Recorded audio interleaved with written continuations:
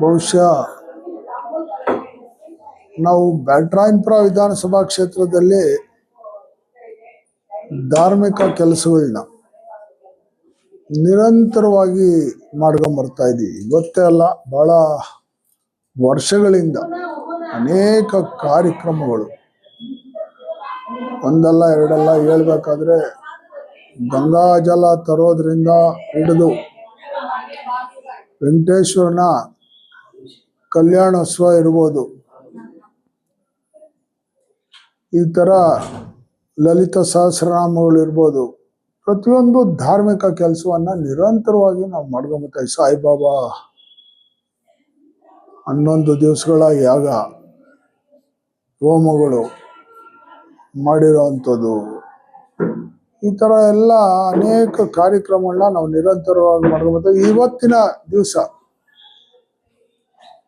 ನಮ್ಮ ಶ್ರದ್ಧಾ ಸಬೂರಿ ಮಂಡಳಿಯ ಎಲ್ಲ ಸದಸ್ಯರು, ನಮ್ಮ ಭಾಗ್ಯಕ್ಕವರು ಮತ್ತು ಅವರ ಸಂಗಡಿಗರು ನಿರಂತರವಾಗಿ ನಮ್ಮ ಜೊತೆಯಲ್ಲಿ ಧಾರ್ಮಿಕ ಕೆಲಸಗಳಲ್ಲಿ ನಿರಂತರವಾಗಿ ಅವ್ರು ಭಾಗಿಯಾಗ್ತಾ ಇದ್ದಾರೆ.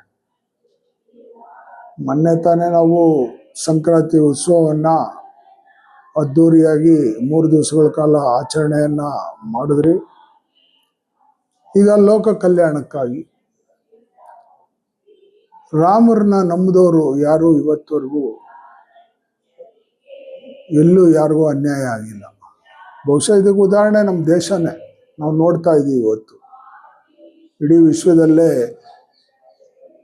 ಯುದ್ಧದ ಭೀತಿ, ದಂಗೆ, ಬೆಂಕಿ, ಬಹುಶಃ ನೆಮ್ಮದಿ ಅನ್ನೋದೇ ಇಲ್ಲ. ಎಲ್ಲಿ ಹೋಗ್ಬೇಕಾದ್ರೂ ನೆಮ್ಮದಿ ಇಲ್ಲ. ಇವತ್ತು ಭಾರತದಲ್ಲಿ ನೆಮ್ಮದಿ ಇದೆ ಅನ್ನೋದಕ್ಕೆ ನನ್ನ ಒಂದು ಉದಾಹರಣೆ ಇದ್ದರೆ ಅದು ರಾಮರಿಂದ. ಏನು ರಾಮರ ಕನಸು, ಅಯೋಧ್ಯೆಯಲ್ಲಿ ನಾನು ಕರಸೇವೆಗೆ ಹೋದಂಥವನು, ನಾನು 3-4 ಬಾರಿ ಹೋಗ್ಬಿಟ್ಟು ಬಂದಿದ್ದೀನಿ ಅಯೋಧ್ಯೆಗೆ.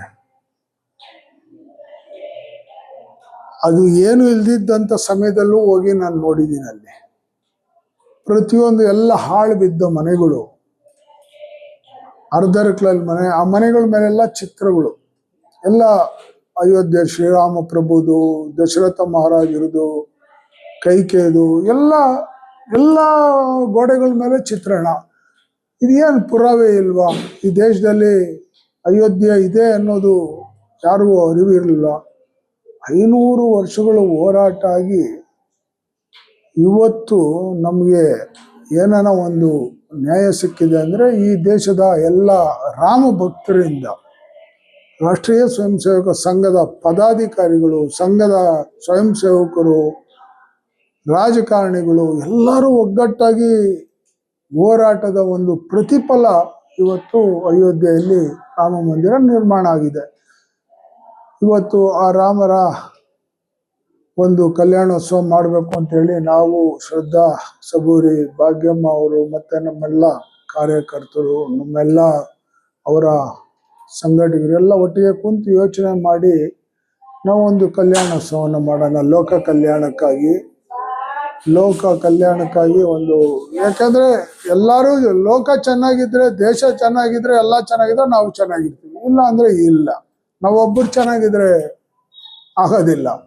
ಎಲ್ಲರೂ ಚೆನ್ನಾಗಿರ್ಬೇಕು ಅನ್ನೋ ಕಲ್ಪನೆ ಇಟ್ಕೊಂಡು ಇವತ್ತು ನಾವು ಇಂಥ ಒಂದು ಒಳ್ಳೆ ಕಾರ್ಯಕ್ರಮ ಮಾಡಬೇಕು. ಒಂದು 5 ದಿವಸಗಳ ಕಾಲ, ಅದು ಬಾಗ್ಲೂರಿನಲ್ಲಿ ಕಳೆದ ಬಾರಿ ಒಂದು 11 ದಿವಸ ನಾವು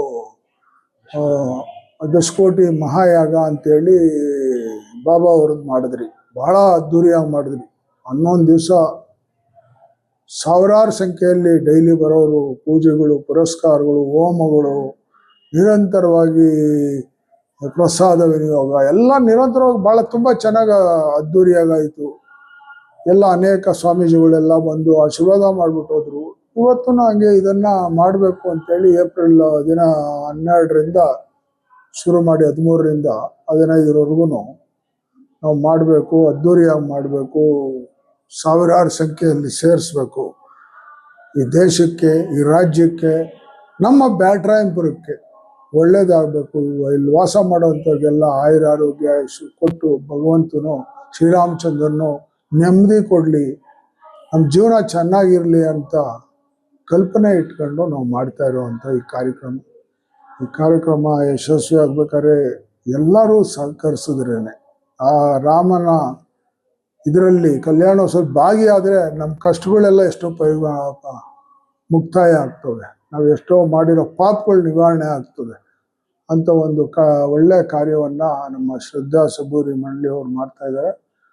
ಅವ್ರ ಜೊತೆಲಿ ನಾನು ಸೇರ್ಕೊಂಡು ಇದು ಅತಿ ದೊಡ್ಡ ಕಾರ್ಯಕ್ರಮವಾಗಿ ಮಾಡ್ತಾ ಇದ್ದೀವಿ, ಮೂಡಿ ಬರ್ತಾ ಇದೆ. ಎಲ್ಲರೂ ಇದರಲ್ಲಿ ಭಾಗಿಯಾಗಲಿ ಅಂತ ನಾನು ಬ್ಯಾಟರಾಯನಪುರದ ಎಲ್ಲ ಜನತೆಯಲ್ಲೇನೂ ನಾನು ಕೇಳ್ಕೊತೀನಿ.